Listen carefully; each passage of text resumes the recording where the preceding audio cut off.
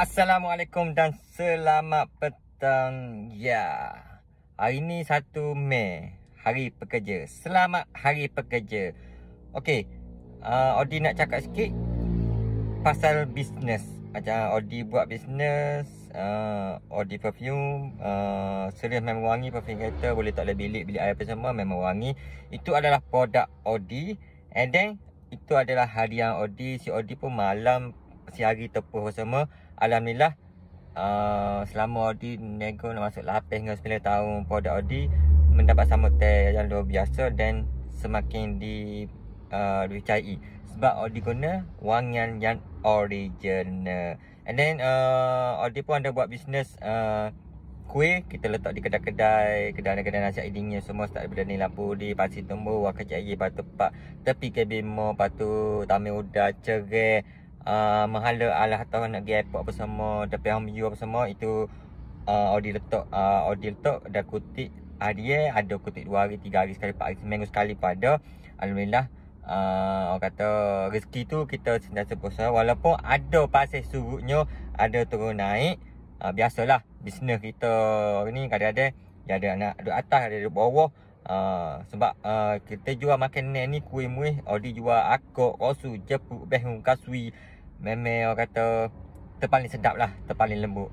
Walaupun harga sate naik, nyo putih pun naik mendadak. So Odi kekal ke orang panggil kualiti dia tu Odi kekal.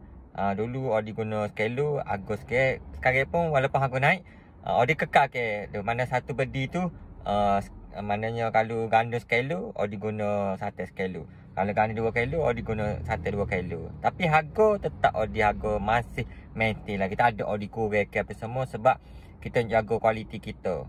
Kasui Odi memang terpaling kedi, terpaling lembut. Kasui Odi buat sate tu berlemak, berkedi, terpaling sedap. Dan akuk Odi paling lembut, paling orang kata kedu, orang kata lemuk dia, manis dia, sebab Odi guna Nissan yang original.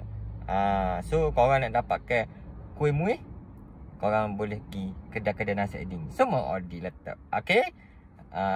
Jangan lupa mewangi bersama Odi Perfume yang pastinya terwangi sekali. Antara Odi Perfume ni orang kata paling wangi, paling sedap, paling melekat, paling terpadu sebab wanginya original. Sebab itulah Odi Perfume berdaftar.